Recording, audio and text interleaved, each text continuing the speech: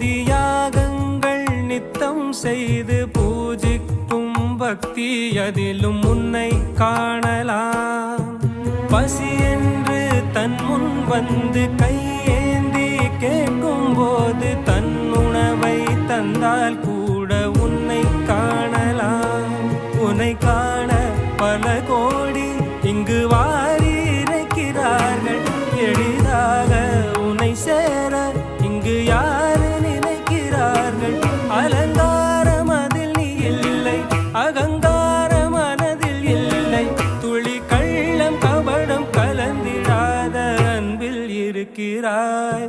உணர்ந்தேன் உனையே உனையே மறந்தேன்